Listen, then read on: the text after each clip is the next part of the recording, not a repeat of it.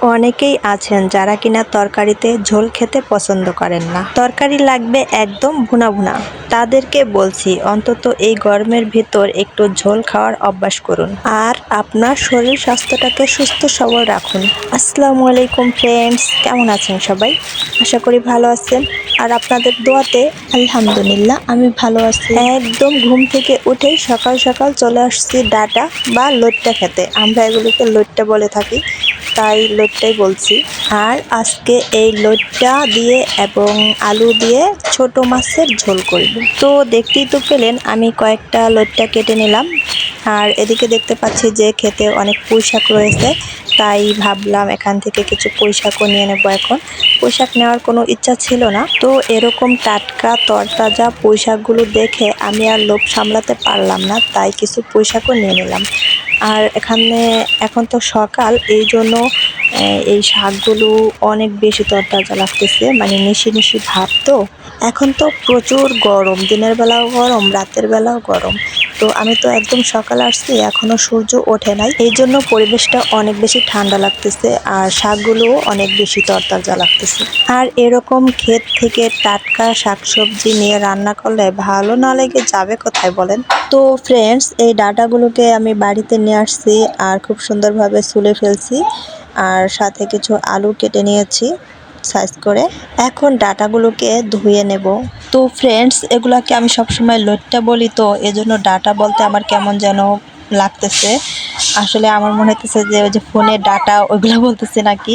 তো ফ্রেন্ডস, আপনারা এগুলাকে কি বলে থাকেন? ডাটা বলেন না লইট্টা বলেন না অন্য কিছু বলেন? অবশ্যই কিন্তু কমেন্ট করে জানাবেন। আমরা সবসময় গ্রামে থাকি আর সবসময় গ্রামীণ ভাষা বলতে অভ্যস্ত। যাই হোক বন্ধুরা, আপনারা তো দেখতেই পেলেন যে লইট্টা এবং আলুগুলোকে খুব সুন্দর করে পরিষ্কার করে ধুয়ে তারপরে কড়াইতে একটু পানি দিয়ে আর সাথে একটু লবণ দিয়ে তারপর সিদ্ধ করে নিয়েছি।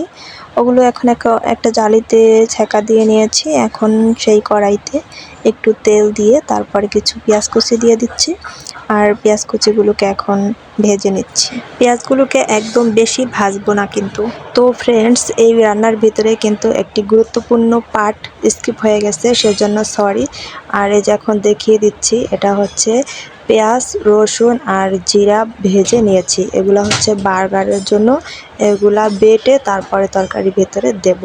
তো এই যে আমার পেঁয়াজ ভাজা হয়ে গেছে, আর ভাজবো না। তো এখন আমি এখানে দিয়ে দিব আদা রসুন বাটা। আদা রসুন বাটাগুলো দিয়ে তারপরে একটু ভেজে নেব।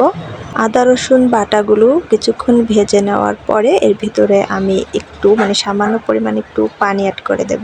বর্তমানে এত গরম পড়েছে যে কোনো কিছুই খেতে ভালো লাগে না, কোনো কিছুই ভালো লাগে না গরমের জন্য।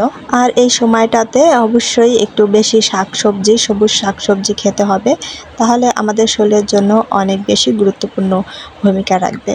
তো ফ্রেন্ডস, তারপরে এর ভিতরে আমি হলুদের গুঁড়ো আর মরিচের গুঁড়ো দিয়ে দিয়েছি। এখন এই যে মাছ, এই মাছগুলো রান্না করব। এখানে রয়েছে বাইলা মাছ আর কয়েকটা ট্যাংরা মাছ আর একটা আছে বাইং মাছ। তো এগুলা আসলে এভাবে আলাদা কিনে আনে নাই, এগুলার ভিতরে চিংড়ি মাছ ছিল, সামান্য বড় বড় চিংড়ি মাছ। তো ওই চিংড়ি মাছগুলো আমি আলাদা করে অন্য একটা দিন রান্না করেছিলাম, আর এখন এগুলাকে আবার রেখে দিয়েছিলাম ফ্রিজে। তো আজকে হচ্ছে লইট্টা আর আলু দিয়ে ঝোল করে রান্না করব।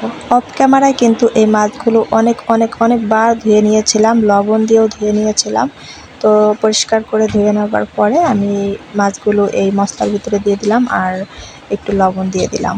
আর এই গরমের ভিতর ময় মশলা এবং তেল জাতীয় খাবার কম খাওয়াটাই ভালো। তেলটা অবশ্যই কম খাওয়ার চেষ্টা করবেন সবাই। আর এছাড়া ভিডিও শুরুতে যেটা বললাম যে ভুনা ভুনা না করে এই গরমের সময় অন্তত একটু ঝোল ঝোল খাবার খাওয়ার চেষ্টা করুন বা অভ্যাস করুন, এতে আপনার শরীরের জন্য অনেক ভালো হবে। আর তাছাড়া সবসময় যে ভুনা ভালো লাগে এরকম কোনো কথা নয়। এই যে মাছের ঝোল, এগুলো কিন্তু আমার কাছে ভীষণ ভালো লাগে। মাছের ঝোলটাই, মাছ লাগে না, মাছের ঝোলটা দিয়েও ভাত খাওয়া যায়। তো ফ্রেন্ডস, মাছগুলোকে আমি খুব আস্তে তারপর কষিয়ে অন্য একটা বাটিতে উঠিয়ে রাখলাম, আর সেই মশলার ভিতরে আবার এই আলু আর লইট্টাগুলোকে দিয়ে এখন এগুলোকে আবার একটু কষিয়ে নেব। এখানে আমি কোনো রকম পানি অ্যাড করব না, কারণ এগুলো তো আগে থেকে সিদ্ধ করা। তো শুধু এই মশলার সাথে একটু ভেজে নিব, এটাই। গত বছর এই লইট্টা আমার ঘরের আঙ্গিনায় অনেকগুলো হয়েছিল, আমি কিছু লইট্টার দানা বুনে দিয়েছিলাম। অনেকগুলা হয়েছিল আর সেগুলো অনেক মোটা মোটা এবং অনেক নরম হয়েছিল, ভীষণ মজা লাগতো। তো ওর ভিতরে আবার আমি কাঁচামরিচের চারা লাগাইছিলাম, তো সেগুলা ওরকম হয়নি, মরিচ হয়নি, কম হয়েছে। তো তার আগের বছর অনেক মরিচ হয়েছিল, লইট্টা লাগাই নাই দেখে।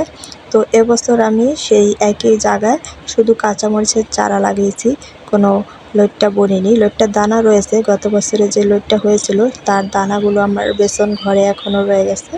তো জায়গা না থাকার কারণে আমি বাড়ির আঙ্গিনায় লাগাই নাই। তো আজকে তো দেখতেই পেলেন ওগুলা হচ্ছে আমি চকে থেকে আনলাম। তো ফ্রেন্ডস, কথা বলতে বলতে আমি সবজিগুলোকে ভেজে তারপর তার ভিতরে পানি দিয়ে দিয়েছি। আর পানিটা একটু গরম হলে তার ভিতরে আবার কয়েকটা কাঁচামরিচ কেটে তারপরে দিয়ে দিয়েছি, এই যে কাঁচামরিচ। আবার এর ভিতরেও আমি তখন যে আপনাদের দেখালাম যে শাক বেটে রেখেছিলাম, ওটাকে বাগার বা শাক যে যেটা বলে আর কি, আমরা শাক বলে থাকি, যেটা পেঁয়াজ রসুন আর জিরা এগুলাকে টেলে তারপরে হচ্ছে বেটে নিয়েছি, সেটাও তো দেখতে পেলেন। তো এখন পানিটা গরম হয়ে গেলে এর ভিতরে আবার সেই কষানো মাছগুলোকে দিয়ে দিলাম।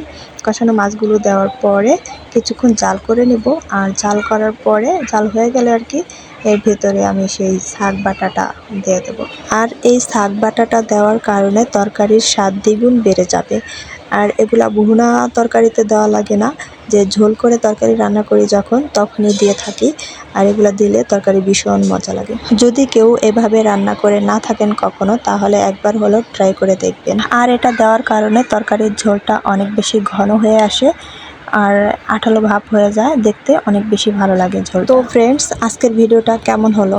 যদি ভালো লেগে যায় তাহলে অবশ্যই একটি লাইক এবং আমার চ্যানেলটি সাবস্ক্রাইব করে অবশ্যই পাশে থাকবেন। এতক্ষণ ভিডিওটা দেখার জন্য অনেক ধন্যবাদ। আল্লাহ হাফেজ।